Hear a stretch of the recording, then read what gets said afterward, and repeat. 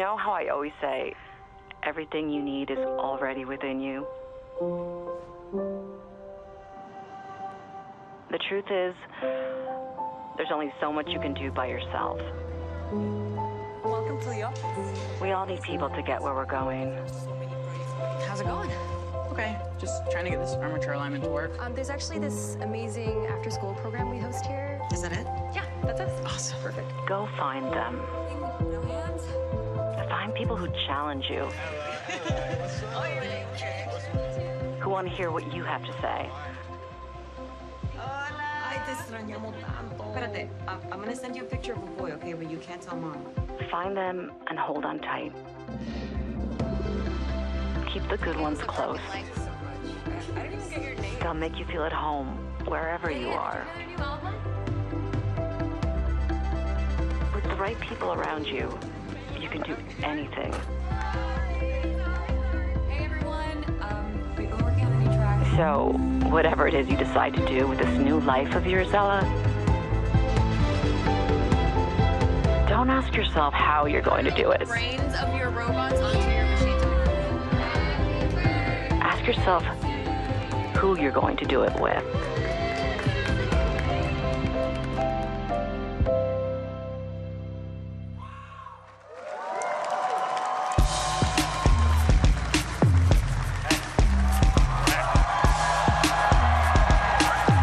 Hey everyone, welcome to F8. Today, we are going to talk about building a privacy-focused social platform. So, the basic idea here is that, in all of our lives, we have our public spaces, like our town squares, and we have our private spaces, like our living rooms. And in our digital lives, we also need both public and private spaces. And for the last 15 years or so, we've focused on building Facebook and Instagram into the digital equivalents of the town square, where you can do almost anything that you'd want with a lot of people at once. Or you can stay in touch with all your friends, meet new people who share your interests, start businesses, organize fundraisers for causes that you care about. For a lot of us, the first superpower that the internet gave us was the ability to connect with the whole world at once. Right? It enabled us to cross geographic boundaries, to form new kinds of communities that couldn't even exist before. It allowed emerging creators and entrepreneurs to find global audiences, and it allowed new ideas and movements to spread faster than before. But as our world has expanded, we face a new challenge.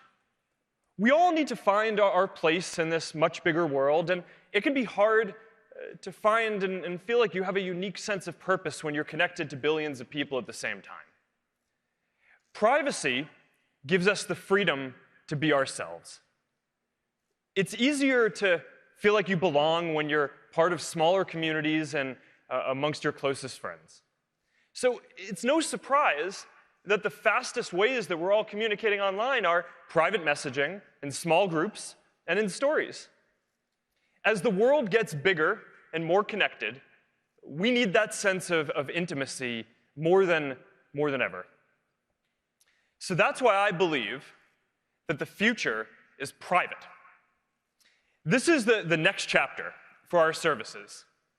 In addition to the digital town square, we also need a digital equivalent of the living room that is just as built out as a platform with all of the different ways that we want to interact privately, with messaging and small groups and sharing where the content doesn't stick around forever, simple and secure payments, private ways to share your location, and over time, lots of more different ways to interact privately. This needs to exist. And over time, I believe that a private social platform will be even more important in our lives than our digital town squares. So today, we're going to start talking about what this could look like as a product. What it means to have the center of your social experience be more intimate, what kinds of new experiences that can start to unlock, and importantly, how we need to change the way that we run this company in order to build this.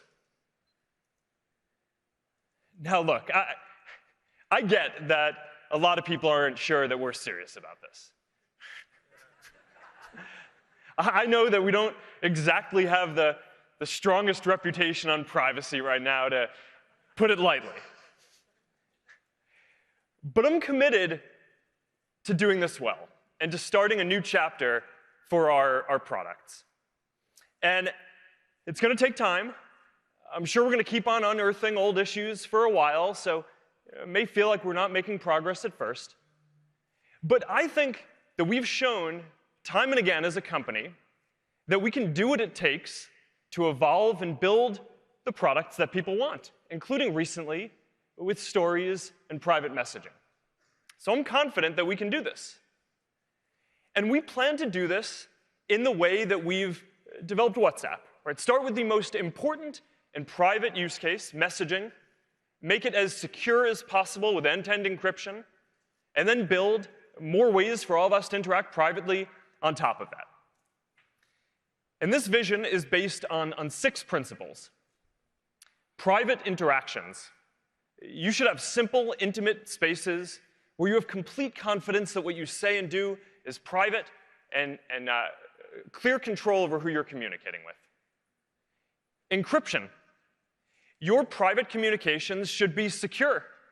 And end-to-end encryption prevents anyone, including even us, from being able to see what you share on our services unless someone in the conversation chooses to share it. Reducing permanence. You shouldn't have to worry that what you say or share is going to come back to hurt you later. So we're not going to keep around your messages or stories for longer than is necessary to deliver these services or longer than you'd want. Safety. You should expect that we're going to do everything that we can to keep you safe within our services, within the bounds of what an encrypted service is. So we're going to take the time to get this right and build safety in up front before we ship this platform. Interoperability. You should be able to use any of our apps to reach your friends. And you should be able to communicate easily and securely across these different networks and platforms. And finally, secure data storage. Because you should expect that we're not going to store sensitive data in countries where it may be improperly accessed, either because there's weak rule of law or because a government might try to forcibly get access to your data. So over the next few years, we're going to build more of our services around these ideas. And this is just a massive undertaking, right? So to do this, this isn't just about building features. We need to change a lot of the different ways that we run this company today. And we're doing this in a few ways already. First, we're committed to working openly, right? As we navigate these important trade-offs between these decisions and these important social issues. When I decided that we were going to move our private communication services to be end-to-end encrypted, I also decided at the same time that we were going to take at least a year to consult with experts and law enforcement and governments around the world about how to build the right safety systems in an encrypted environment, because there are new systems that we need to build. And there are real trade-offs between making your messages and private communications as secure as possible, on the one hand, and our ability to prevent people from doing some bad things on the other hand. So I really care about getting this trade-off right. And this is a good example of how, a few years ago, we probably would have just rolled this out and then tried to adjust and address issues as they came up. But now we're going out and consulting with experts and trying to make sure that we get this balance right and building safety in up front. Now, second, we're taking a more proactive role in making sure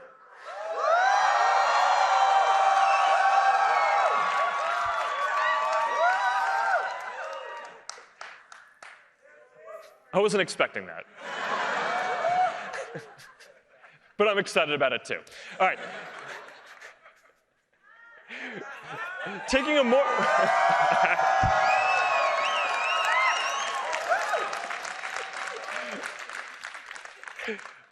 All right, the text does not match the enthusiasm of what I'm about to say, but we're taking a more proactive role in making sure that all of our partners and developers use our services for good. So, last week we rolled out some changes to our developer program to further limit the ways that developers can access data. And I recognize that this makes developing for our platform harder. It adds a lot of friction to the process. But I believe that over time, this is going to help build a more trustworthy platform and is going to be better for everyone.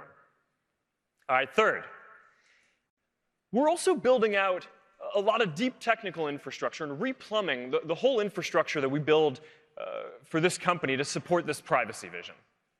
So as an example of this, our systems today are already built to know who's allowed to authorize, who's authorized to see the photos that you post, for example. So that way, if someone who's not supposed to see it tries to access it on Facebook, we can block them. But now we're also developing infrastructure that knows how certain types of data are allowed to be used, so it can automatically block unauthorized uses in our infrastructure and prevent errors. Now, like a lot of other internet companies out there, we rely on engineers today to manually code a lot of these access rules into our systems. But we think that we can make this more reliable and more secure. So we're looking at ways in future computer languages and in future databases and systems that can encode privacy and data use principles as first-class concepts across our whole infrastructure. And this is going to take a long time. The infrastructure is very complex. But this is just one of the ways that we're replumbing the whole infrastructure for what we do to support this privacy vision. All right, so overall, this isn't just about a few new features, right? This is a big change in how we're building these products and how we run our company. It's not going to happen overnight, and to be clear, we don't have all the answers for how this is going to work yet. But today, we are ready to start talking about parts of what this privacy-focused vision is going to look like across each of the areas that we're building. So let's start with our messaging apps, which is going to be the foundation of this vision.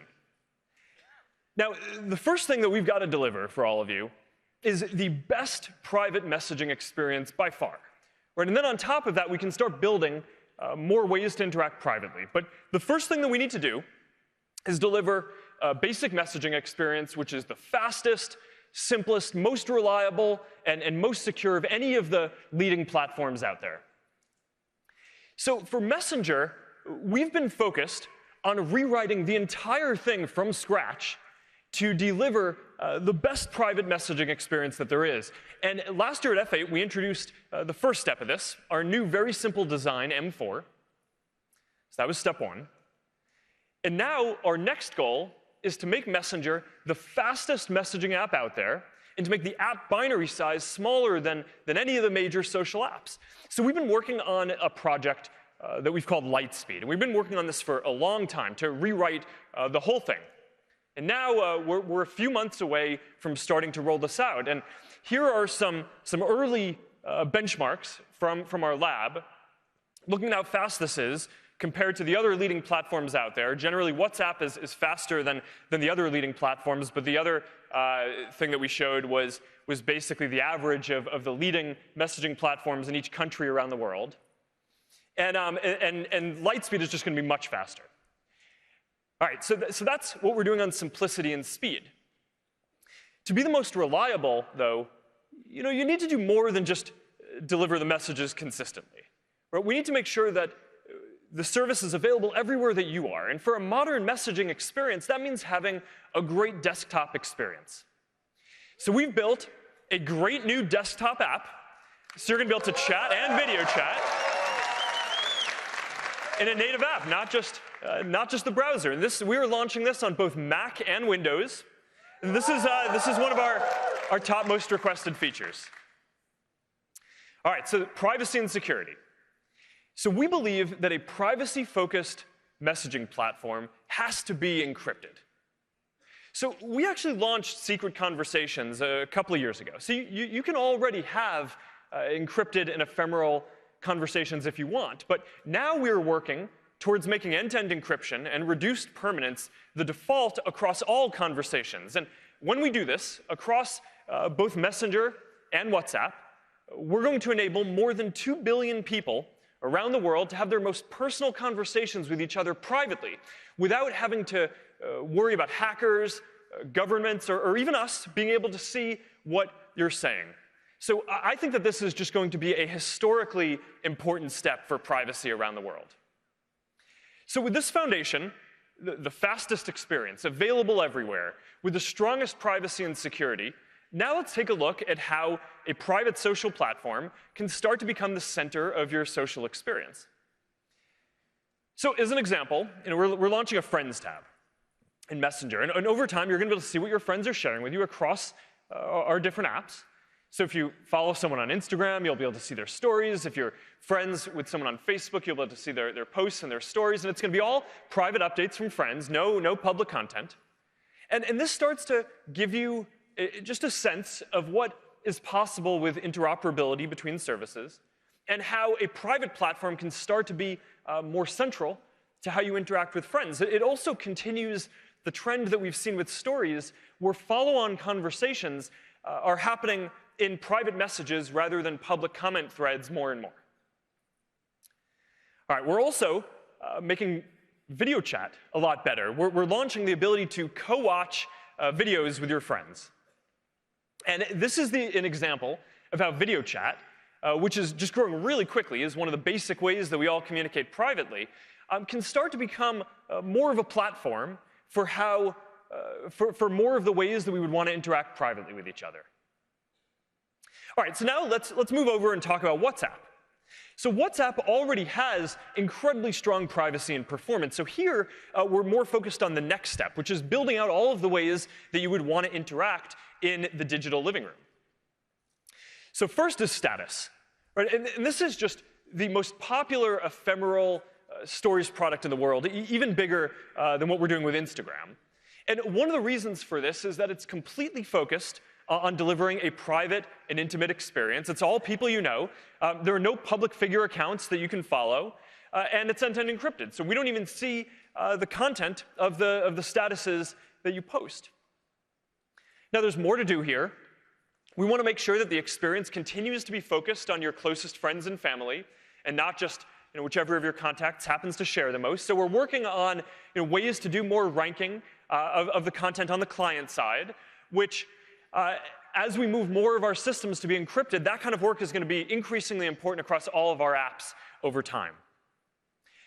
We've also built some ways to share your location privately in real time. And I use this, for example, with my family and my friends when we go skiing together. And we architected this feature so your location data is encrypted. So our servers actually never see your location as you're sharing it with your friends. It's very privacy protective. WhatsApp Business is also a big focus. Within a year, millions of small businesses around the world are using this to communicate privately with their customers. And now we're launching a new feature for this, product catalogs. So you're going to be able to easily see what is available from a business. And now this is going to be especially important for all of the small businesses out there that don't have a web presence and that are increasingly using private social platforms as their main way of interacting with their customers. All right, so let's talk about payments, because this is a part of the vision that I'm particularly excited about. Because when I look out at all the different ways that people interact privately, I think payments is one of the areas where we have an opportunity to make it a lot easier. That's among the most important things that we can do here. I believe that it should be as easy to send money to someone as it is to send a photo. So we're already testing this in India with about 1 million people. It's being used a lot, and the feedback so far is great. And we're already working on rolling this out in a number of other countries later this year. And you can take a look at what the basic experience is. And overall, payments and private commerce is one of the areas that I'm really excited about. And we're going to have a lot more news and things to talk about here over the coming year as we flesh this out more. So these are just a few examples of some of the experiences that we're going to be able to build here. And it's a look at how we're starting to bring this privacy-focused vision to life. Now, I started off today talking about how we all want to be able to communicate both publicly and privately. So now let's turn to Facebook and Instagram, the digital town squares, because as we focus more on privacy across our whole company, we're also focusing on adding more ways to interact privately across these apps as well. And here we're focusing on groups, we're focusing on stories, and more private ways to interact with businesses. Now, a couple of years ago, we changed our whole mission as a company to focus on helping you build community. Right? And the idea here is that our friends and family are always going to be the core of our social lives. But we all also need to belong to communities that share our values and interests, that support us, that help us, give us that sense of purpose, and that help us grow in the ways that we want. And I think that this matters even more today than before.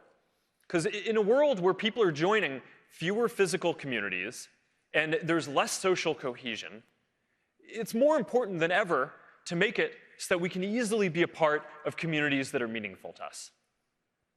Now, there are already more than 400 million people who are members of Facebook groups that are meaningful to them and that are among the most important parts of their social experience. And these are groups typically where people get together physically in person as well as online, right? Like this small group for people who like running and also care about the environment. So they get together and go running and pick up trash around their town. Or like this tight-knit group for military families. So when they get deployed to a new city, they know where to go to ask what school to send their kids to and how to get integrated into the local community. And we believe that there is a community for everyone. So we've been working on a major evolution to redesign the Facebook app to make communities as central as friends. Now, in the history of Facebook, there have been 4 major versions of the product so far, and this is the 5th. So we are calling this FB5, and it has a much bigger focus on communities and making communities as central as friends. So here's a look at what this is going to look like. It's got a much cleaner look and feel for the app. It puts your private groups right at the center of the experience, and it's a much lighter design overall. The app isn't even blue anymore. All right, now, while we're at it, we are also rewriting the Facebook website completely from scratch and redesigning it to make it much faster and cleaner as well. This one is coming a little later this year, but here's a preview of what it's going to look like. Now, across both of these, there's a lot of new work under the hood, right? And this is more the sum of hundreds of details rather than just a few major changes. But overall, we've made it a lot easier to find and connect to the groups that you're going to be interested in. Much better suggestions, better browse and discover tools. There's a new groups tab that puts all of your communities in one place. Overall, basically now everywhere where you're going to be able to see and connect with your friends, you're also going to be able to see and connect with groups that you care about. And it all adds up to this feeling that groups are now at the heart of the experience just as much as your friends and family are. Now, while we're doing this, we are very focused on safety here across groups. And while we're recommending groups for people to join, we're very focused on making sure that our recommendations and discovery surfaces aren't highlighting groups where people are repeatedly sharing misinformation or harmful content. And we're working hard to completely remove groups if they exist primarily to violate our policies or do things that are dangerous. So that's just been a very big focus for us here. Now, there's also a lot more to communities than just groups.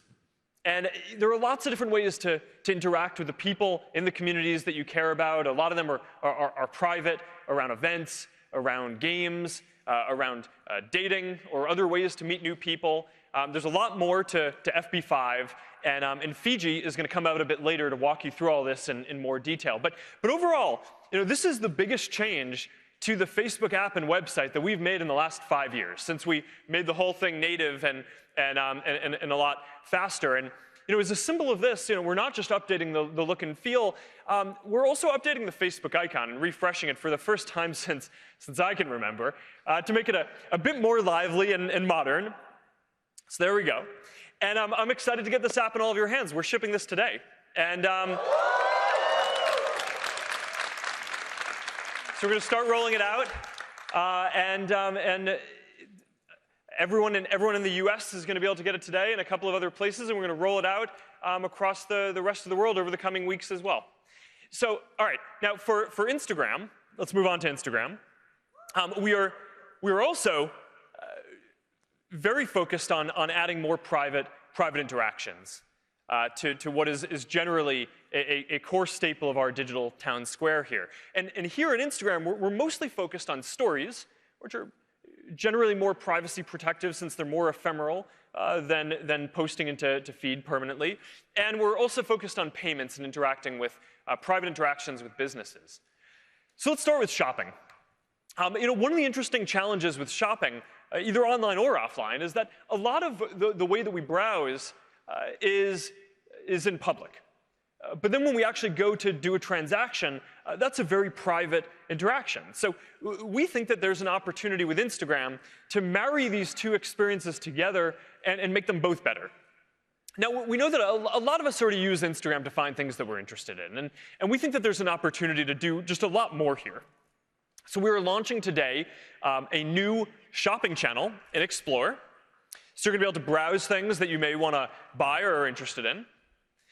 We're continuing to roll out checkout. So you're going to be able to buy from more and more brands from directly within the app. And we're also announcing that we're adding a new way for people to buy directly from creators too.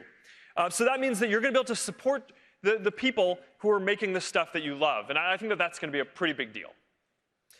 All right, now moving along to stories, as more of our sharing moves to stories and becomes more ephemeral and impermanent, we're building more features on top of stories as well. And there are two that I'm excited to talk about today. The first is that we're making the camera a lot better. We're adding a new create mode, we're calling it, which makes it so that when you're building a story or starting a story, you don't need to start with a photo or a video anymore. You can start by just bringing stickers or drawing or putting text. So that's a pretty big change to how stories has worked so far. We're also launching donation stickers. So you're going to be able to create fundraisers in Instagram for causes that are important to you and that you care about. And this is another example of a feature that is going to benefit from greater interoperability between these different networks, so you can reach, with the fundraisers that you create, all of the different people you know across our different apps.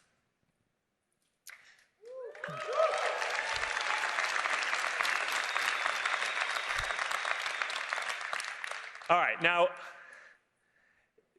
we mostly talked so far about our mobile apps and what's possible to build on phones in the current generation of computing. But we're also very focused on building technology to shape the next generation of computing, to make it more human, more designed around the ways that we all naturally interact with each other, and now also more aligned with this privacy-focused vision for the future.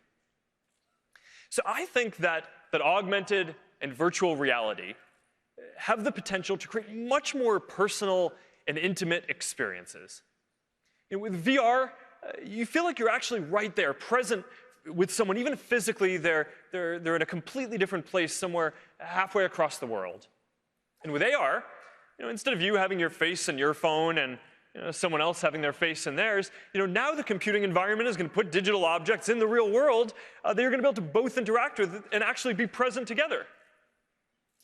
So 2 years ago at F8, we talked about how the camera was going to be the first AR platform. And in the last year alone, more than 1 billion people have used AR features on Facebook, Instagram, Messenger, and Portal. And now, to make this into an even broader platform, we're focused on making it easier to build for. So today we're announcing that we're bringing the Spark AR Studio, and we're supporting both Windows and Mac. And we are also going to open our AR beta for Instagram, so everyone is going to be able to build for it.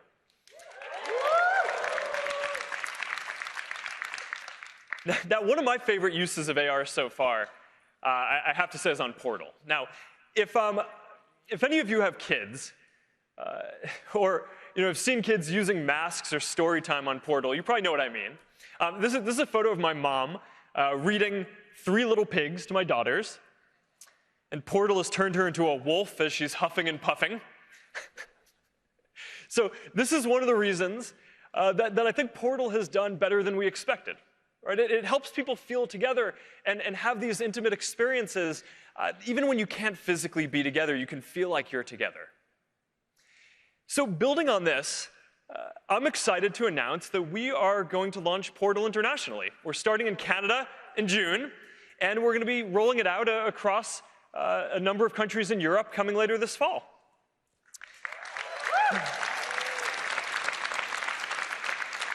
And as part of this, of course, it's really important that we bring WhatsApp to Portal.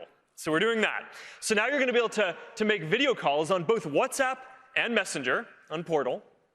And you know what that means? That means that we are bringing end-to-end encryption to all video calls on Portal. So now you can be sure that when you're having conversations with your friends and family, everything stays between you.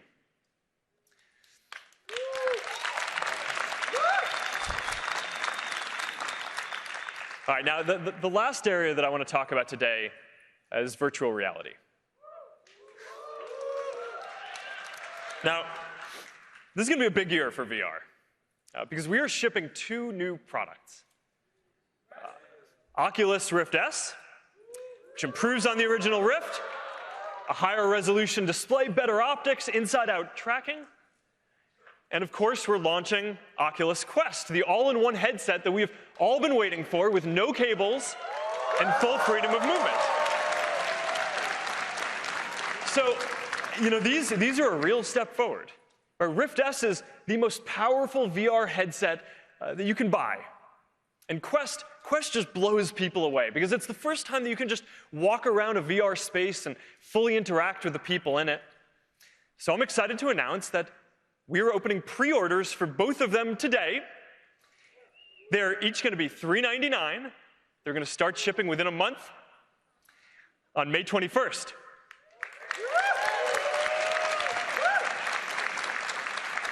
And that's a date that you're all going to want to remember because everyone here at F8 is going to be getting a free Oculus Quest.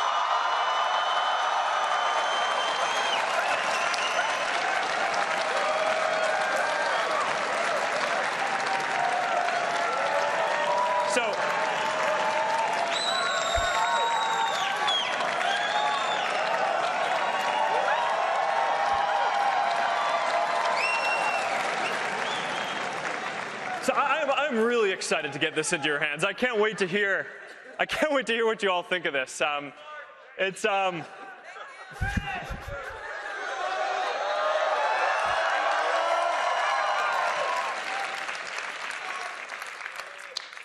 excited to hear what you all think, and to see you all post videos of how exciting it is as you're using this. All right, so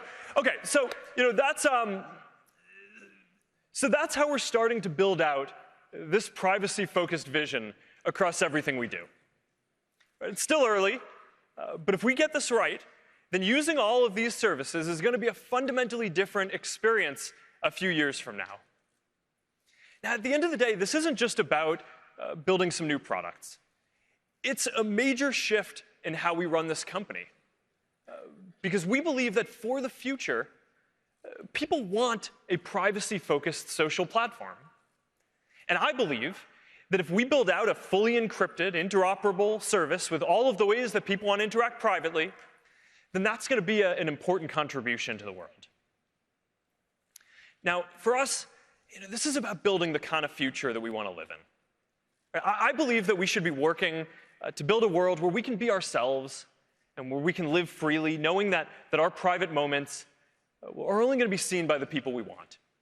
A world where everyone has the power to speak and say what they want and use their voice and connect to the people they care about, where we can come together around community and around commerce, where we build in the tools that we need to keep us safe from the beginning and prevent harm, and where we then are able to focus on all the good that people are able to do, and not just the big moments, or the social movements, the breakthroughs, but also all the everyday good, the emotional support, the jokes with friends, the feeling of being together with your family, both in private and in public, the living room and our town squares. So if we work hard and deliver this vision that we've laid out today, then I'm going to be proud of the difference that we've made. So thank you all. I'm looking forward to doing this together, and have a great F8.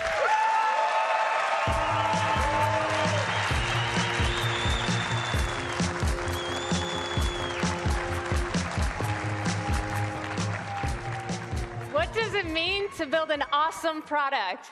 That's what I want to talk to you about today. My name is Asha, and I lead the Messenger product teams. And now, more than ever, we're focused on building new experiences that meaningfully improve people's lives. Last year, on this very stage, we previewed the completely redesigned Messenger 4. And since, we have launched new features like dark mode, message replies, global delete, AR games, and more. Take a look at what we've been up to. There's only one direction, and it's straight to the top.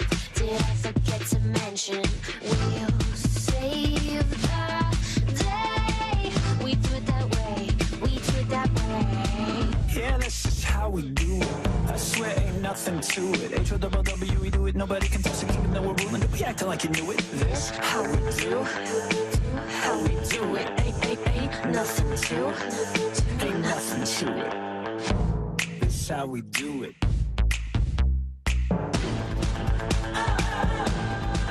Ain't nothing to it.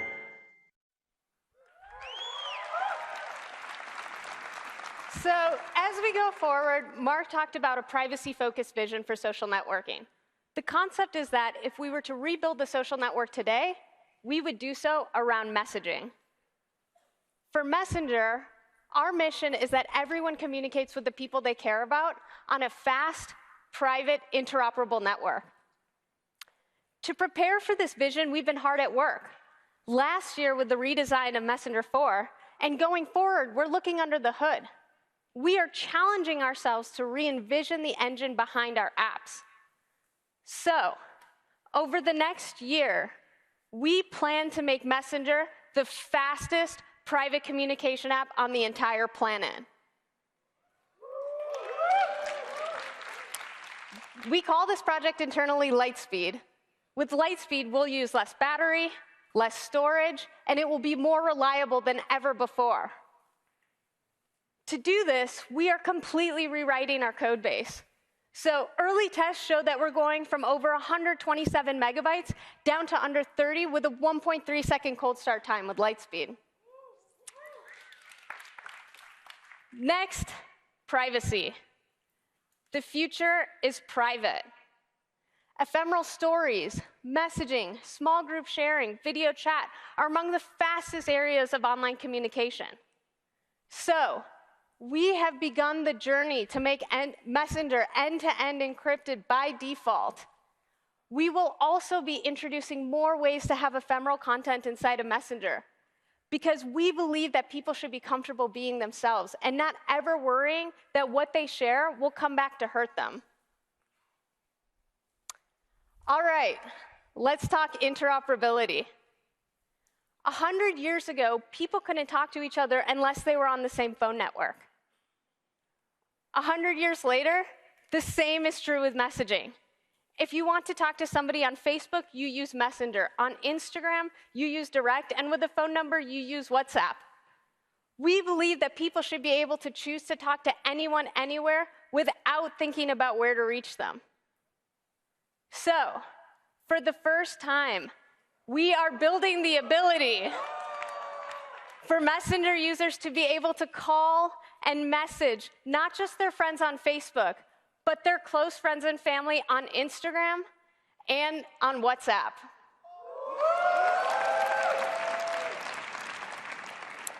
So, as the Messenger architecture becomes fast, as it becomes private, and as it becomes interoperable, we're going to spend time making Messenger the most awesome modern-day social network built around messaging first.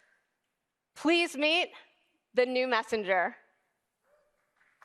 La la la la la, la la la la. Tell the whole world this story is alive. This story is alive. This is my time. Oh, oh, oh, oh, oh. And this is my time.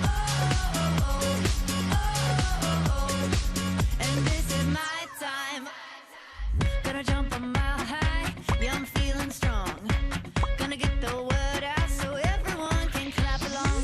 Boom, boom, boom, boom, boom. Boom, boom, boom, boom. Boom, boom, boom, boom, boom. Boom, boom, boom, boom. La la la la la. La la la la. La la la la. And this is my time. Oh, oh, oh, oh.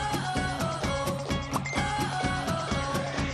And this is my time. Oh, oh, oh. And this is my time.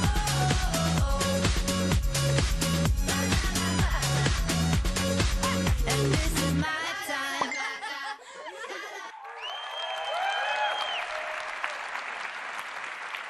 All right, so what is new?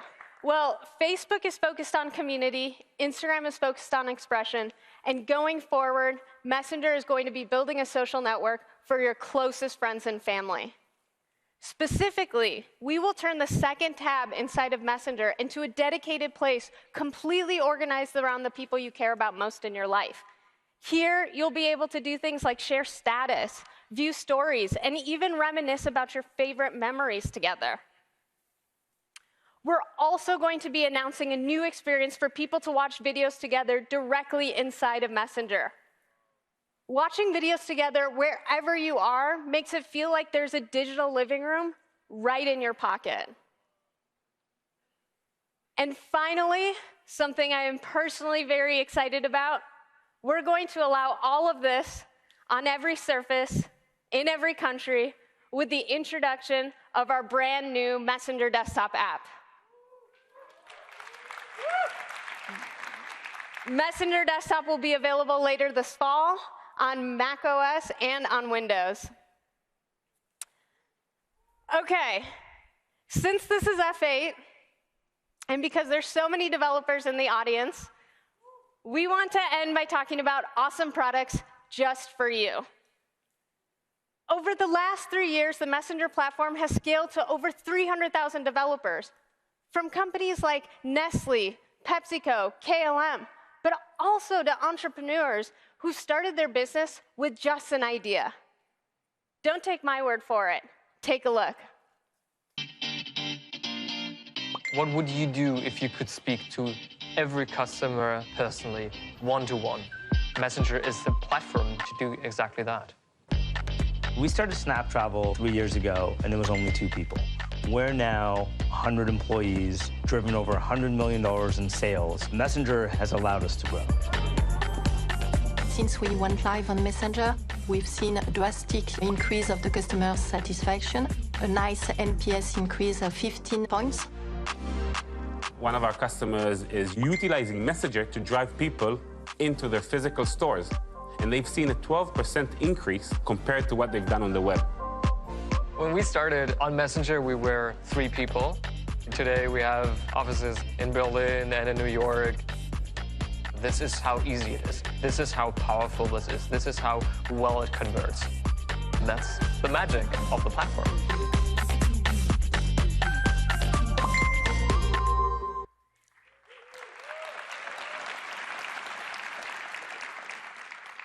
Every time I see stories like this, I'm inspired. I'm inspired by the impact, and I'm inspired by the opportunity. Every single month, there are over 20 billion messages sent between people and businesses. But still, as our platform has scaled, we've heard from many of you that you want more tools to make it easier to drive consideration and customer acquisition. So I'm going to share 2 final announcements with you today. First, around consideration. Appointment booking has been one of the most popular use cases on the Messenger platform. It's an opportunity to take an online conversation and move it to an in-store offline experience. So, we're announcing that we will be bringing appointment booking to the Messenger API to be available for all 300,000 developers. So you have instant booking, real-time availability, and reminders. Next, let's talk about customer acquisition. Oftentimes, we hear from people that they just need a few simple questions answered before they're ready for a purchase. Messenger provides the opportunity for every business to learn about their customers in a personalized way at scale. So, our final announcement is that we are going to be bringing lead generation templates to Facebook ads to drive customer acquisition at an unprecedented scale.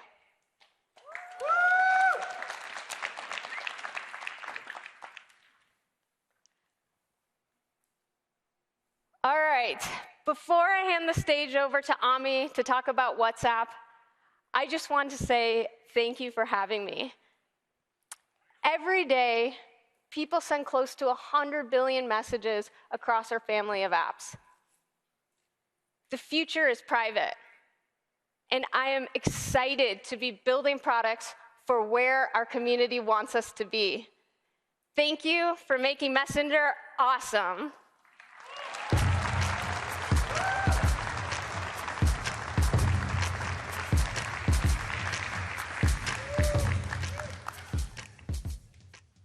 A few years ago, I was talking to my cousin in India, and I said, "When are you coming to visit? My kids are growing up without you." She said, "That's not true. I see them every day on WhatsApp." And I realized she's right. 1.5 billion people use WhatsApp to stay connected. As Mark said, we focus on building a place where you can have a private conversation, like you'd have in your living room. WhatsApp is a messaging service that is simple, reliable, and above all, private.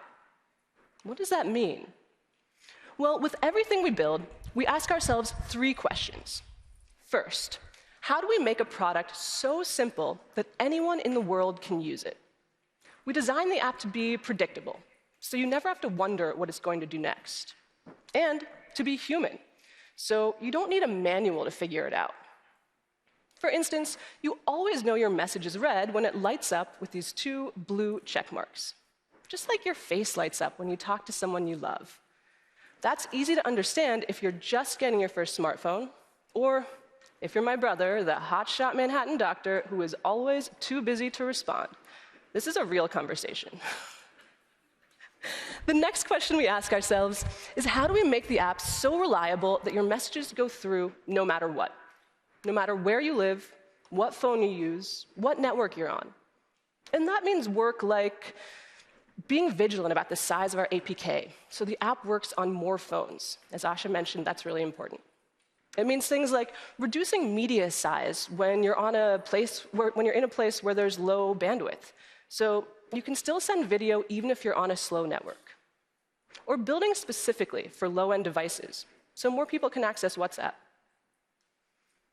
When Kerala flooded last year and connectivity was worse than usual, people could still use WhatsApp to tell their families they were safe. That is not magic. That is relentless, day-to-day focus on improving people's lives. And people felt comfortable sharing their location on WhatsApp because of our commitment to privacy. Which leads to our third question: how do we keep your conversations private? You all know about our end-to-end encryption. That means only the sender and the receiver of a message can see its contents. And that's not just true for text. Audio, video, even location sharing and group calling are end-to-end encrypted. So no one sees your content. Not hackers, not governments, not even us. Whether you're organizing a political protest or just trying to find out who's going to win the Iron Throne, I have no idea. That's between you and your contacts. And of course, all this encryption happens automatically, because everyone deserves a place to communicate privately. We rolled out end-to-end encryption 3 years ago after joining Facebook. In those 3 years, the number of people who use WhatsApp every day has almost doubled. WhatsApp will always have its roots in private messaging. It's the heart of what we do. Like Mark said, what we're seeing is that the future is private. So there's a lot we can layer on top of private messaging. Here's where we're starting. In 2016, we brought a version of Stories to WhatsApp called Status. People share snapshots of their day with photos and videos lasting 24 hours. It's where my family is watching my kids grow up. From daily updates like nap time, my personal favorite part of the day, parents, you know what I mean, to milestones like first Halloween costume or first day of school. And of course, we built Status to be private, so it's end-to-end encrypted, and you only see my status if I'm in your phone book and you're in mine. If you live somewhere where WhatsApp is popular, you know people are constantly messaging businesses on WhatsApp. So we're making that easier. We now have more powerful tools so people and businesses can communicate. For large businesses, we have the WhatsApp Business API, and for small ones, the WhatsApp Business app, now out on Android and iPhone. That's used by people like Isa Lapera, the proud owner of Cupcakes by Isa in Brazil. She was a young lawyer who loved to bake. So a few years ago, she left her legal career to start a made-to-order, online-only sweet shop. You could say she went from torts to tarts. Yeah, the team didn't want me to say that either. Last year, Isa's sales increased by 37%, and she closes 60% of her sales right on WhatsApp. And we're excited to announce that soon, we're rolling out a business product catalog to this business app. So Isa can show off all 20 of her beautiful brownie pizza toppings and cupcake styles right within the app. Finally, payments. In some countries, more people have a WhatsApp account than a bank account. We all know sending payments is harder than it should be. What if we could make sending money as simple as sending a message? Think about what that means. It means you don't have to use expensive middlemen to get money back home to your family. It means you don't have to carry large amounts of cash. And at scale, it means more people have economic power. We're learning a lot from our tests in India, where 1 million people have been able to send and receive money. And we're planning to bring payments to other countries soon. WhatsApp was founded on a simple idea: to help people communicate freely. I think about the stories my mom told me, how when she first moved to America, she only heard her family's voices every few months, shouted over a scratchy landline. But on WhatsApp, I see my family every day. I get a steady stream of my nephew's swimming trophies, or my dad showing my son what snow looks like over video call, or a commentary on the latest Bollywood wedding. And I don't need to think twice about whether my message will go through, or whether the app will work for my uncle, or whether someone else might see my family messages. We are proud to build a place for private conversations, a living room wherever you live in the world. Now, here's Fiji Simo.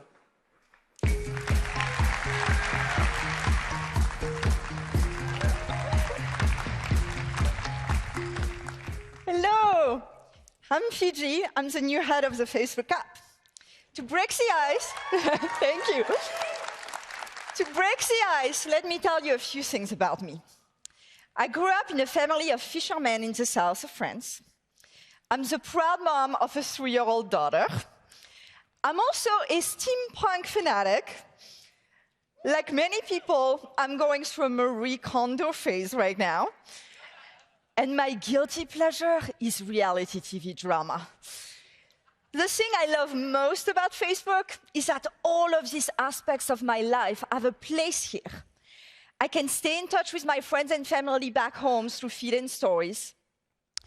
I have an amazing support network in the Moms in Tech group. I find out about events to hang out with other steampunk fans around the Bay Area. I am getting rid of things that don't bring me joy in Marketplace. And I cannot wait to watch the new season of The Real World with other fans on Facebook Watch. People have always come to Facebook to connect with friends and family, but over time, it's become so much more. It's also a place to connect with neighbors, with people who have the same interests, the same passions. Whatever you care about or are interested in, Facebook is where you can come to find your crew. Whether it's fellow corgi lovers, and really, who isn't? A pack of slow runners like myself, or vegan cheese eaters not like myself. I'm French, guys, I can't get behind that.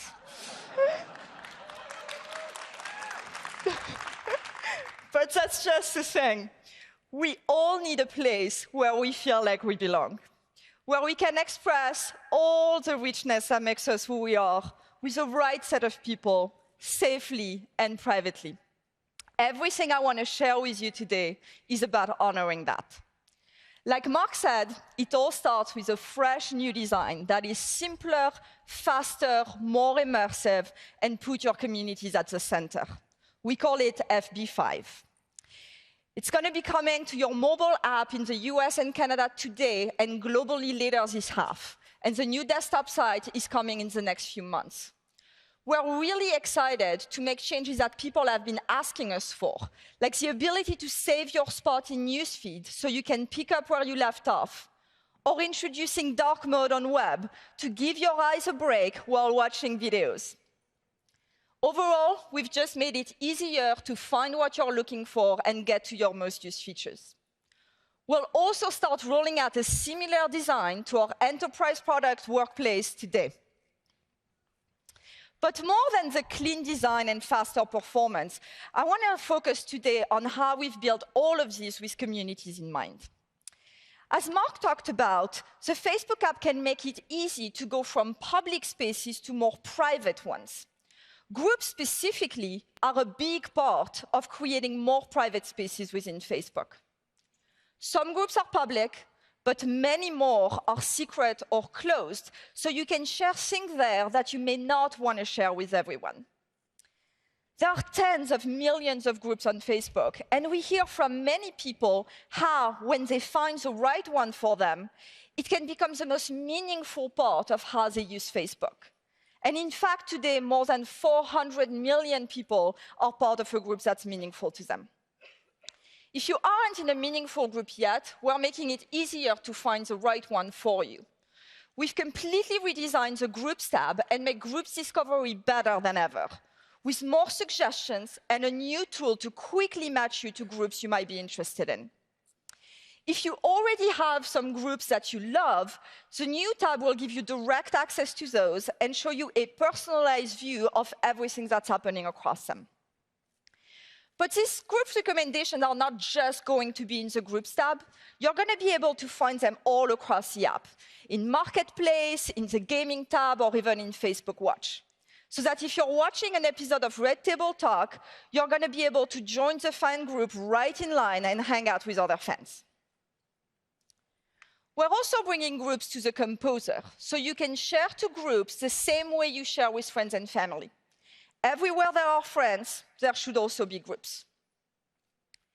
But different communities have different needs, from communities that are built around specific circumstances, like health conditions, or interests, like gaming, or around a neighborhood, or even around a common purpose, like finding a job or shopping. So let me walk you through some of the features we're introducing to help any type of community thrive. Now, health support groups will let members ask admins to post anonymously on their behalf to protect their privacy around sensitive topics.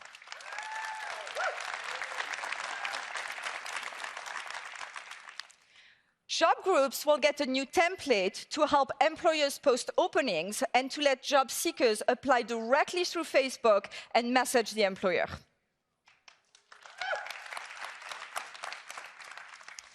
Gaming groups will get a new chat feature, so members will be able to create sub-threads for every topic that they have in mind. And we think that this ability to chat with smaller audiences will be a big part of helping members connect more privately and may even apply beyond gaming over time. Buy and sell groups have really taken off on Facebook. And in fact, they were the original inspiration behind Marketplace. Today, we're introducing native support for shipping, so sellers can list items for sale across the US. Buyers will be able to check out directly on Facebook, and when they get the items, the payment will be deposited in the seller's bank account. Super simple and secure. Over the past few years, we've also seen some creative ways in which people have used both buy and sell groups as well as Facebook Live to sell items.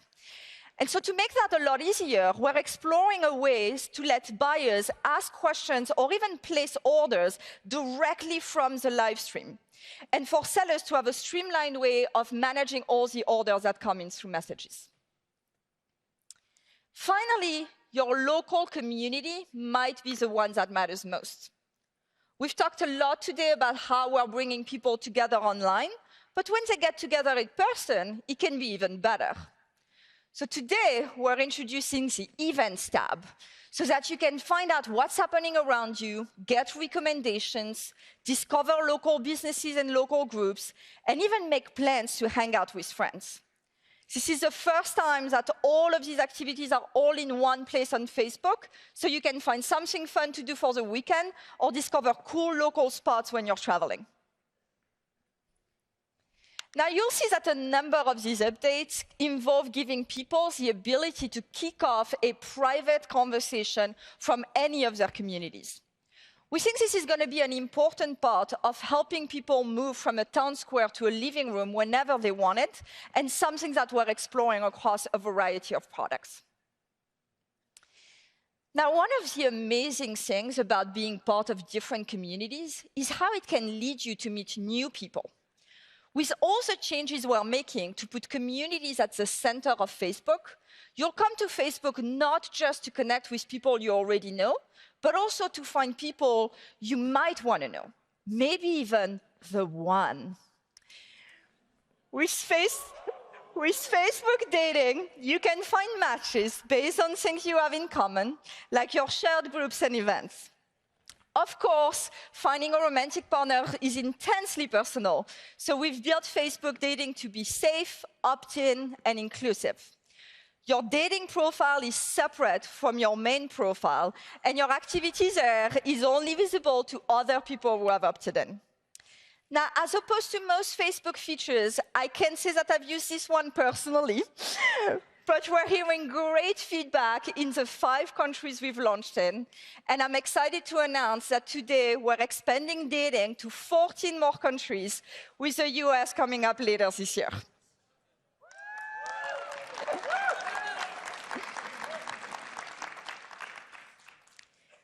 We're also introducing something called Secret Crush. Today, Facebook dating connects you to people you don't already know. But sometimes you have friends on Facebook that you may know more casually. Maybe you met at a party a while back, and you might want to see if you're compatible without overstepping or making things awkward. Secret Crush lets you create a private list of friends that you might be interested in. And if your friend also puts you on their list, you'll match. If not, no problem, c'est la vie. No one will know who's on your list or even that you've opted into Facebook dating. I have to say, since it took my husband 2 years to make the first move, I really wish this feature had existed back then. And while I'm clearly very excited about all the ways in which we're helping people find romantic connections on Facebook, we know that some people are just looking for friends. When I moved from France to study abroad at UCLA, one of my first moves was to create a Facebook group so that we can all meet between exchange students and hang out. So to help more people find more connections to the people around them, we've created Meet New Friends.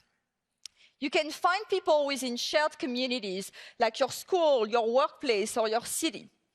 Like with Facebook dating, privacy and safety are built in. Meet New Friends is opt-in, and your activity there is only visible to other people who have opted in. This is something that we've started testing in a few places, and we're really excited to start rolling it out wider soon. Now, all of these updates today are about bringing people closer to their communities.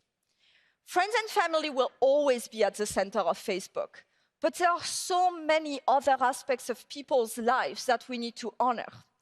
We're not just moms or daughters or siblings or best friends.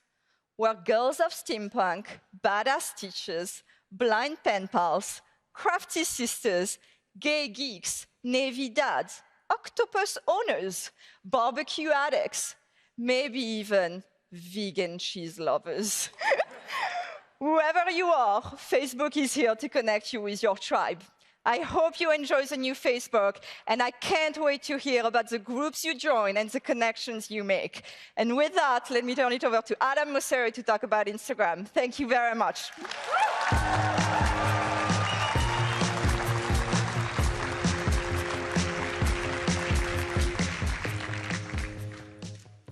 Instagram started with Feed, which is a very public way of sharing with a lot of people at the same time. And over time, we built messaging and we built stories, which are much more intimate and private in nature. And what we've learned from how people use Instagram is these are much more natural ways of expressing yourself. And so at this point, we have a range of experiences within Instagram, from public to private. And as the broader company focuses on privacy, we are focused on learning lessons from what's working so well in messaging and stories in Instagram and applying that to all that we do.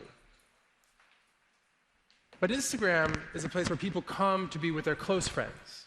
For me, it's my wife, Monica. It's my siblings, Emil and Anna, who live abroad.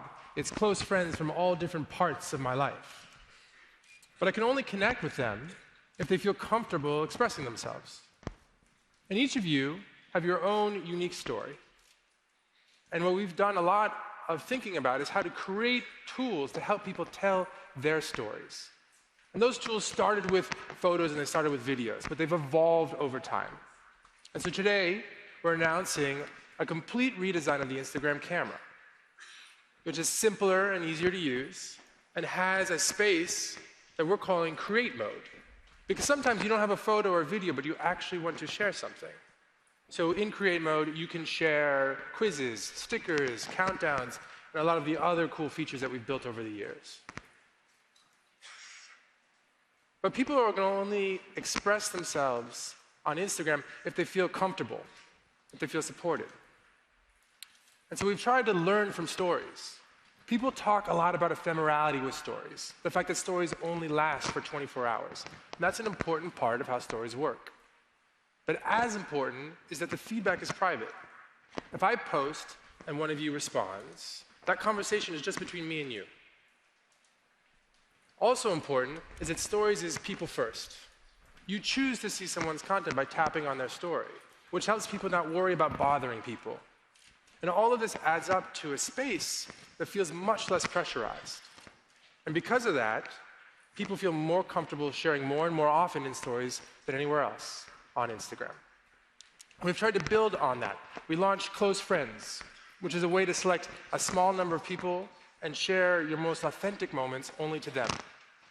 And we see that people who use Close Friends share more, and their close friend stories actually get even more responses.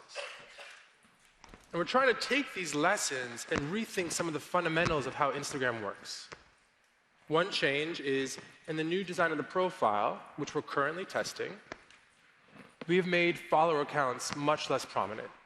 Because we don't want Instagram to feel like a competition, we want to make it a less pressurized environment.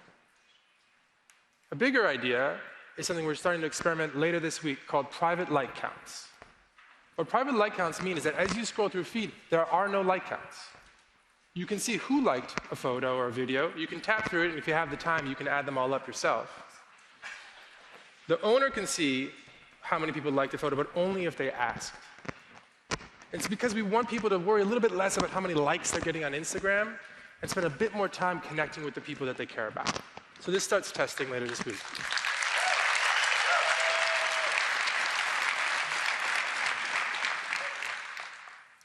Another key part, oh, I forgot my transition. They're gone. Another key part of making Instagram feel like a place where you're safe and supported is safety. And sometimes bad things happen on Instagram. We know that. The team is working hard at identifying and addressing all of those issues. But as we've spoken with the community, one of the issues that we hear about time and time again that people really care about is the issue of bullying. Bullying disproportionately affects young people. It doesn't only affect the target, it affects the people around him or her.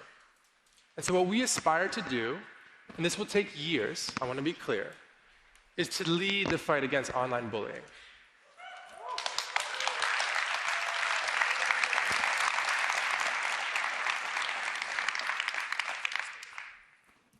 I got another mic.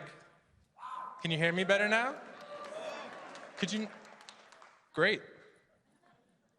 So we've been engaging with people outside of Instagram. We've been doing our own research to try to understand what we can do to address bullying more broadly. And we've got a couple early ideas that I'm going to share.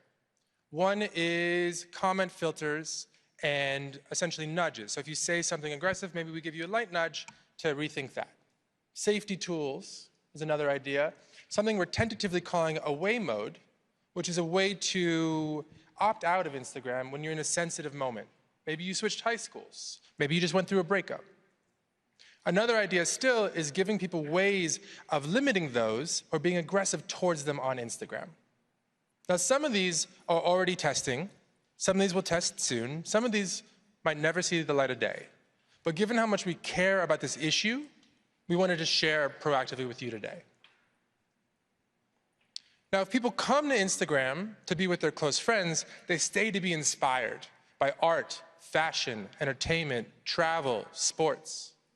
For me, it's backcountry snowboarding, it's Japanese pizza, it's furniture design. For you, it's probably something else. We've spent a lot of time thinking about how we can build interesting and engaging experiences within the world of interests. And not only experiences, but how do we support the people behind each craft? Things like messaging with creators, messaging with businesses, private payments and checkout, which allow us to build other experiences, things like donation stickers. Donation stickers are launching today here in the US, and they're an awesome way to raise money for an organization that you care about.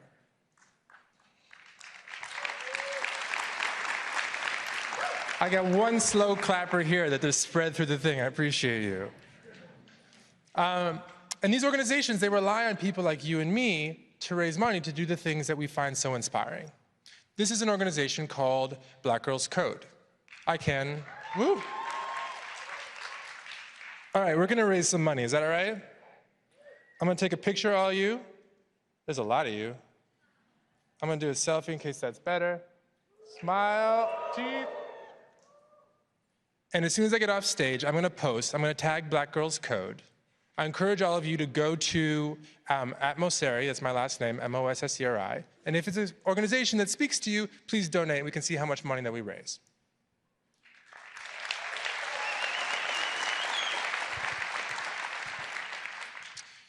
Another area where we think we can build really meaningful experiences around interests is shopping. A lot of shopping happens on Instagram. But if you take a step back and you look at the broader ecosystem, there are really three key parts on Instagram. There are shoppers, there are sellers, and there are creators. And we think that if we can thoughtfully connect the dots between these three, we can unlock a lot of value for everyone involved. And we've been very focused on this as of late. We shipped the ability for brands to tag products in feed posts and in stories. We shipped a dedicated shopping channel within Explore, a dedicated tab within Profile, and as recently as last month, our beta for checkout here in the US. But if you think about the future of shopping, we believe it can be about more than just people and brands.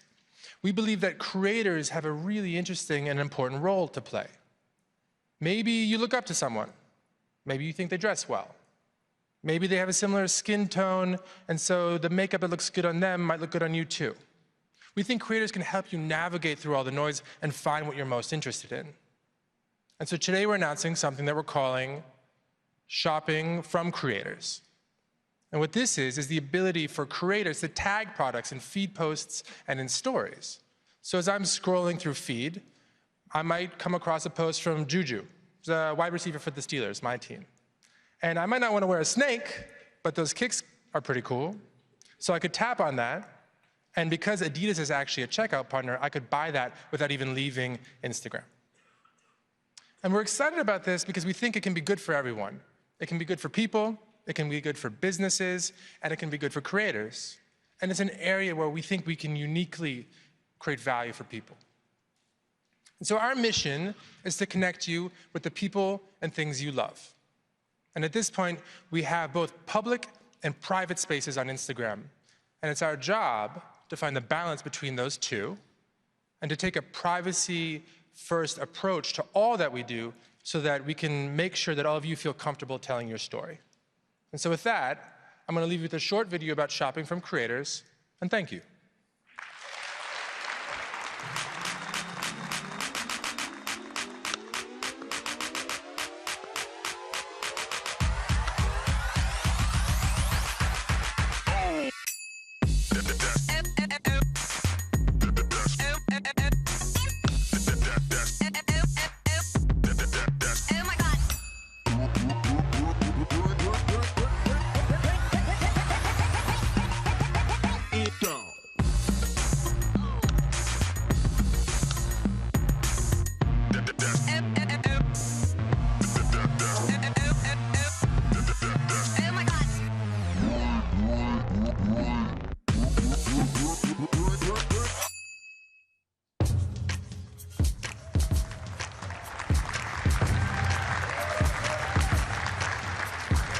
I'm John McCarthy, and I lead the product team for new experiences on Portal. Today, video calling is one of the most private ways we connect with family and friends. For me, those calls are when my son wanted to show me he lost his first tooth, or when I call my wife just to see her face at the end of a long day. Now, more and more of our most intimate experiences can happen over video. But calls don't yet feel like you're there with the person on the other side of the screen. And we wanted to build the best possible way to experience this. And that's what led us to Portal. Since we launched Portal last year, people have shared with us what it means to feel like they're together in the same room, even when they're miles apart. Let me share a few of these stories with you. Life moves so fast. You can miss some of those very special moments just by missing a day.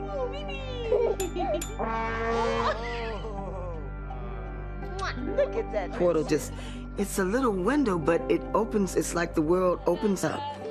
And I guess that's what Portal means. This is Shane. You two look cute together, Xana. Gross, thanks. It's really like you're right there with him. You feel a part of. From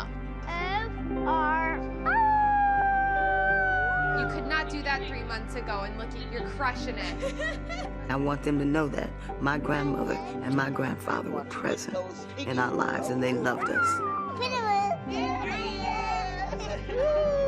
I think it's time for you to show us a signature move. That's all you do, and then you pick up your leg and you go. It's a whole new world.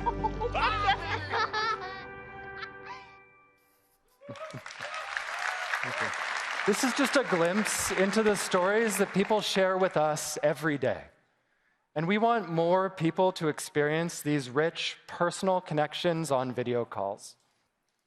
Today, Portal is available in the United States. In June, Portal will be available in Canada, and this fall in Europe. And we're adding support for WhatsApp. Private connections with the people you're closest to are at the heart of the Portal experience.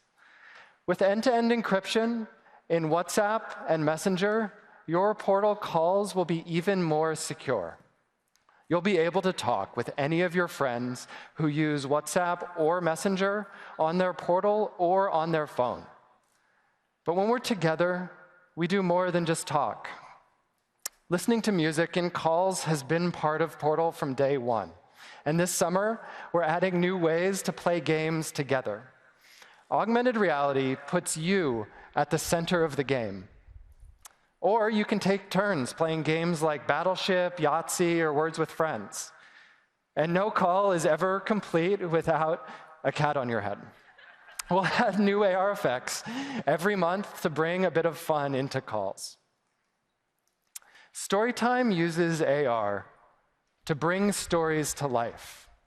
This summer, we're adding award-winning stories with characters you know and love. You can read your favorite stories together like Llama Llama over and over and over. My kids love Storytime, and they also love to see photos on Portal. My 4-year-old will see a picture from his t-ball game and say, "Hey, Dad, remember when Grandpa came to my game last week?" Or he'll see a picture from his cousins and ask if he can call them. You can already add photos from your Facebook feed, and starting today, you'll be able to add your favorites from Instagram, too. We wanted Portal to be a place where you can share photos privately with your closest friends and family. That's why we're building a new Portal mobile app. The Portal app will let you add photos directly to Portal from your phone, and it'll be available for download in the next few weeks. This summer, we're adding more ways to catch up with loved ones through Portal. You'll be able to say, "Hey, Portal, good morning," to get updates on birthdays, events, and more. And through our collaboration with Amazon, we're adding more visual features and Alexa skills to Portal, including flash briefings, smart home control, and the Amazon Prime Video app later this year. Too often, to capture a special moment, we end up missing it ourselves. So we are also bringing Facebook Live to Portal. With Smart Camera, Portal can be the cameraman for your most special moments. You choose who you want to share with. You can go live just to your family or close friends. And we're adding the ability to send private video messages from Portal, like my wife and son did when they wanted to share his latest masterpiece. Portal lets you be present with your loved ones no matter where they are. Experiences like Storytime on Portal are just one way we're using AR to create the future of your digital living room. We build these experiences on our Spark AR platform. To hear more about Spark AR, I'd like to welcome Kimberly Archer. But first, here's a video from MIB headquarters on one of our latest AR effects. Hello, F8. We're very excited to show you something brand new that the team here at MIB headquarters has been working on. Now check out the MIB Lifeform Scanner to see whether your friends, your pets, even your household plants are from this planet or not. Available right now inside your Facebook camera. That's top secret, that whole bit that I just... Okay, I'll just... give me 1 second. Nothing to see here.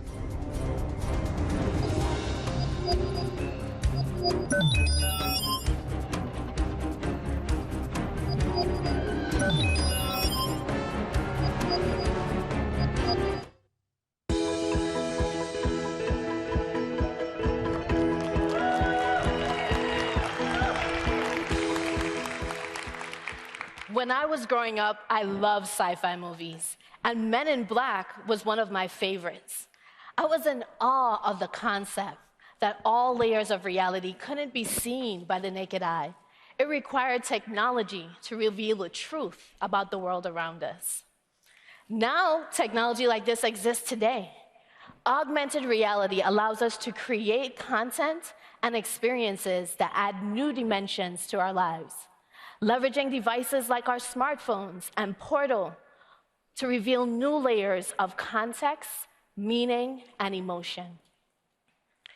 As Mark shared earlier, since last F8, more than 1 billion people have used Spark AR experiences across Facebook, Messenger, Instagram, and Portal. They're using AR to shop with more confidence, to expand their language of expression, and most importantly, to connect with loved ones in new and fun ways. They're using AR to augment their world.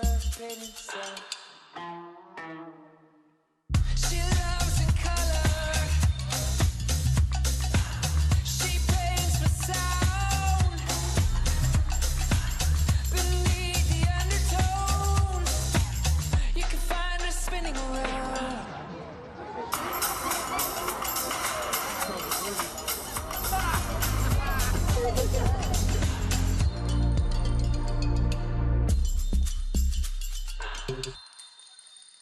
augmented world would not be possible without our global community of creators and developers. You are innovators, you're experimenters, and we listen and learn from you. When we build, we have you in mind.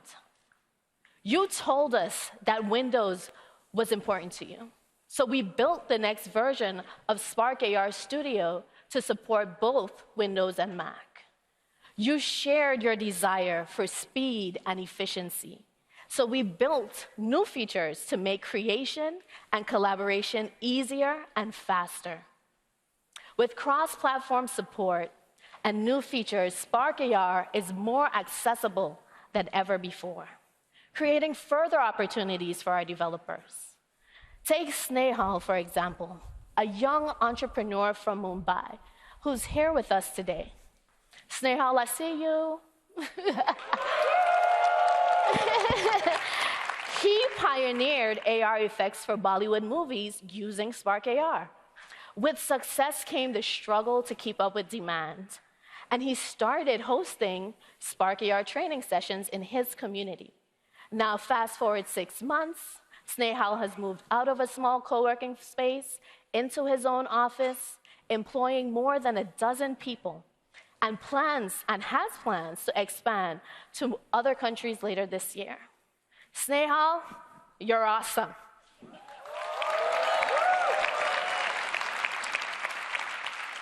Our community of creators also told us that Instagram was the place to publish, which is why we're opening the closed beta this summer.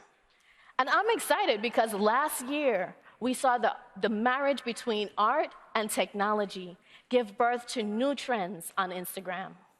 One of our most influential and innovative creators flew in from Berlin to be here with us today, Johanna. She used Spark AR to remix and reimagine how we define beauty by exploring an entirely new palette for self-expression, from lighting, texture, and color to music and materials. Johanna was able to capture and communicate her unique point of view, and through Instagram, inspire people who shared her passion to freely express themselves. Johanna's Beauty 3000 effect is a remarkable example of how any creator can redefine the way they tell their stories using our tools. Johanna, thank you for breaking new ground and for paving the way for others to follow.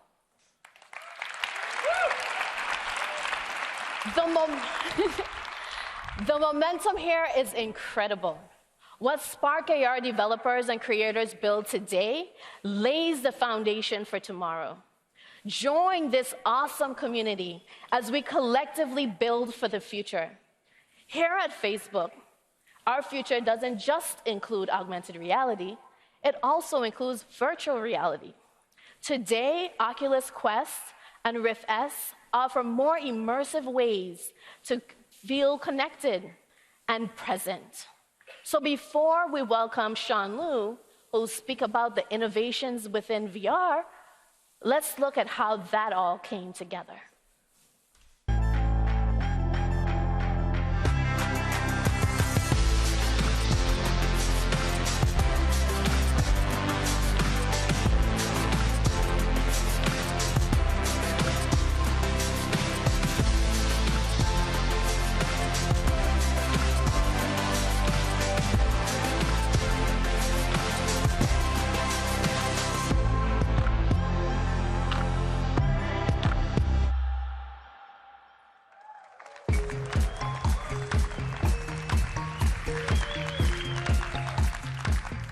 Virtual reality defies distance, so you can feel present with others no matter where they are. It's the most visceral way to experience the digital town square and digital living room. You can watch live sports side by side with fans from around the world. Or you can have more personal moments, like playing strategy games with friends from back home. Or for me, it's reliving Sunday night noodles with my mom and all the crazy relatives. It's through VR that you get an intimate sense of presence and place, that you can share these moments both touching and thrilling. Today, we've opened pre-orders for Oculus Quest and Rift S, and I'm excited for you to get your hands on them on May 21st.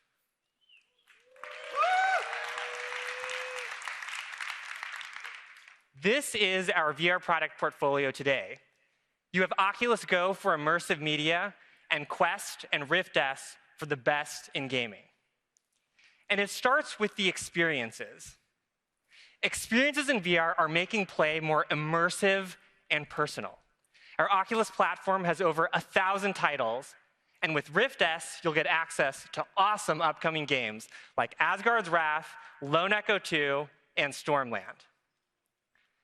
Now with Quest, you'll have 50 incredible games, apps, and experiences on day one. We're also making it easier to connect cross-platform, so you can play with friends no matter what device they own. Take Dance Central.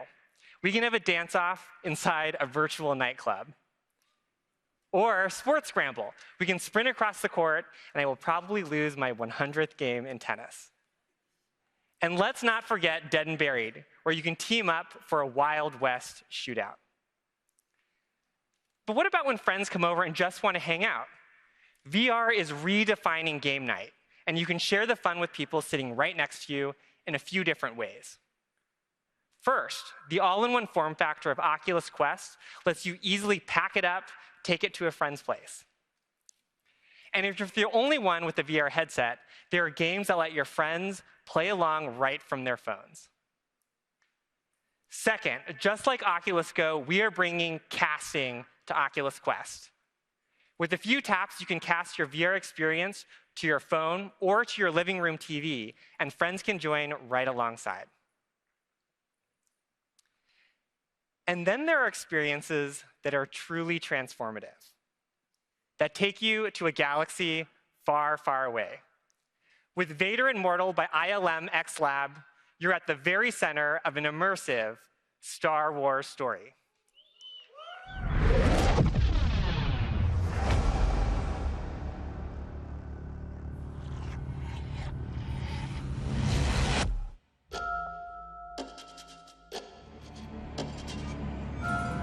You've caused us considerable inconvenience. In a moment, the Lord of this monolith will give you a task. A word of advice. Do not anger Vader. Now that Vader's found you, he's in reach of enormous power. You must escape.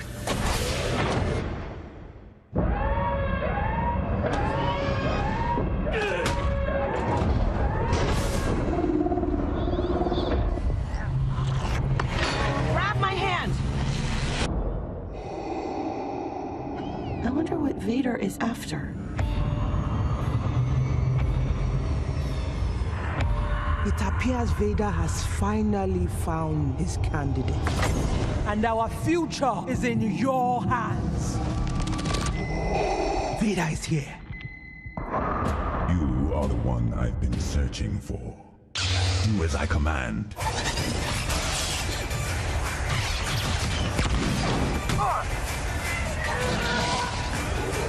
Is there any version of this plan that doesn't end up with us being dead?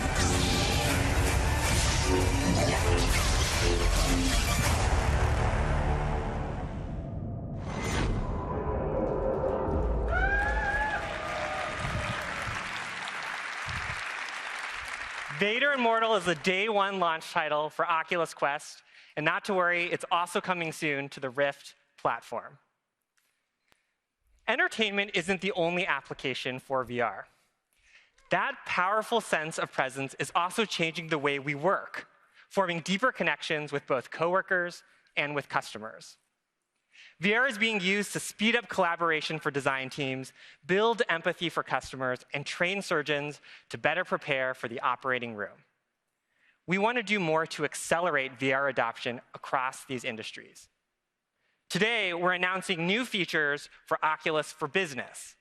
We're adding Quest to the program and releasing new enterprise-grade software designed to support large-scale deployments. This includes things like mobile device management for scale, an enterprise-focused user experience, and dedicated support.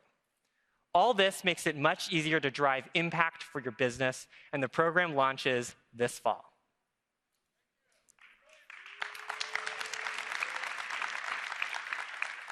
Whether for work or for play, the future of how we connect relies on bringing more people into VR. And our path begins by broadening access through innovations in hardware. For instance, we're making VR simpler with Oculus Quest. Quest is an all-in-one headset with no cables and full freedom of movement. No more external sensors, no more PC to send up. It's all on the headset. And this is made possible by Oculus Insight. Insight is our inside-out tracking system that uses onboard sensors to automatically build a map of your physical play space. The map is just used for tracking and only stored locally on the device. The sensors use machine learning to filter the environment and create a dynamic point cloud. And your headset remembers multiple play spaces, also true for Rift S, which means you can take the headset off, hand it to a friend in another room, and they can jump right in.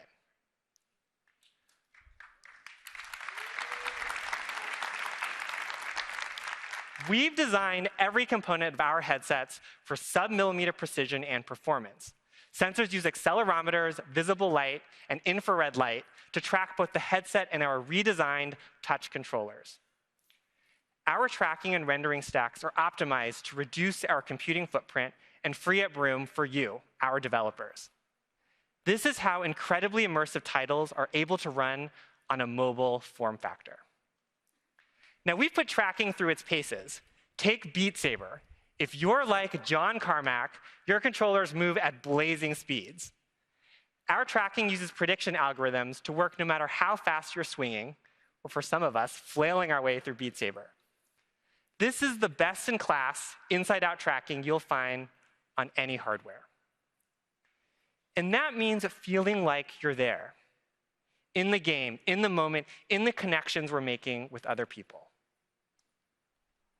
All of this work is building toward the next generation of platforms designed around people.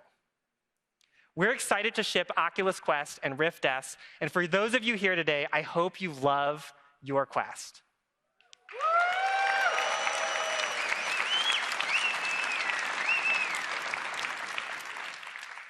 To wrap up the morning, I'd like to welcome to the stage Ime Archibong.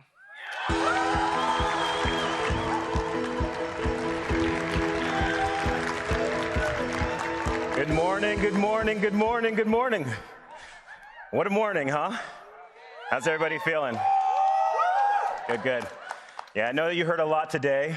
I am the last person in between for folks that are in the room right now, lunch, so I'll make it quick. For those folks who are on the live stream, I know many of you stayed up late to watch this keynote, so thank you, and I know you're going to hit the sack afterwards. But I wanted to acknowledge how much we heard today. You know, from building the AR and the VR technology that's going to shape the next generation platforms, to hearing about how community is going to be as central as friends to Facebook and commerce, payments, donations, thriving in Instagram, to ensuring that Messenger and WhatsApp are the fastest, most reliable, the most secure, private centers of your social experience. The bottom line is that our journey together continues to evolve, and we all saw it today on the stage today. You know, last year I got on stage and I talked a little bit about this developer journey that we're on with many of you in this room. Some of the multinational corporations have been partners since day one, and many of the developer circles community that is here today. Showing up strong today. Thank you. I know many of you flew in from around the world to be here today. But ultimately, our journey has evolved because technology continues to emerge and change. Society's expectations that they're looking for from us continue to change. We've had a number of different ups and downs. When I met many of you, I probably didn't have as many grays. But ultimately, the one thing that has been constant since day one through all of the evolution is that we've been able to do it together, right? And that's primarily because we know and we all committed that we can do so much more together. So this privacy-focused future that you saw today and that you heard today from Mark and the rest of the team begins our next chapter. It's a next chapter that I'm excited about, and I hope that you're excited about too. And over the next few years, each of our different products with their each unique superpowers that you heard today are going to come together in order for us to achieve this vision. Now, it's going to take some time, as Mark acknowledged, but the 6 principles that he outlined this morning are going to be the foundation for enabling us to build this private living room, to sit alongside and complement all the work that we've done and we will continue to do to build out the public town square. But in order to build this right, he said it, we're going to have to make some fundamental shifts in the way that we run our company, the way that we're ultimately building our products, and the way that we're going to engage with you guys, which, yes, means that we're going to have to take a more pointed, a more compelling, and a more committed role towards engaging you and making sure that the way that you're using our tools are meaningful, right? Ultimately ensuring that technology is a force for good in this world. Now, as I'm looking out in the audience right now, I can see some of the folks that participated in the hackathon over the last few days because your eyes are a little bit bleary. I appreciate you guys just finished this morning, right? All right, so we're a little tired.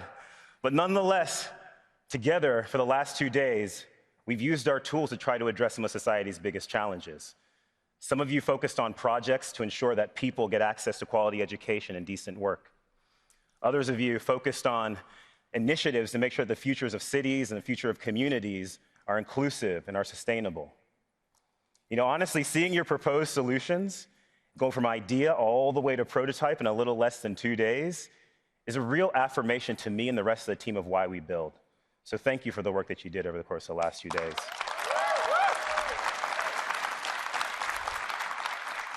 Now, along these same lines, next keynote tomorrow is focused on responsible innovation.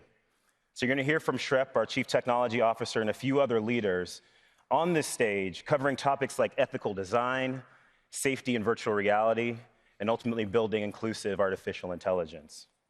Now, we all know the potential impact of this technology and these new technologies on society are both positive and negative, intentionally or unintentionally, but nonetheless, they are non-trivial, which is the reason why we need to have these conversations now, collectively as a community. But whether it's tomorrow's keynote, that you get a dose of that, whether it's all the different product deep dives and sessions that you'll participate in over the course of the next 2 days, or whether it's just walking around the showroom floor and seeing the product demos, our hope is that you internalize that this fundamental shift is underway here at this company and more broadly with our community to bring this new vision to life.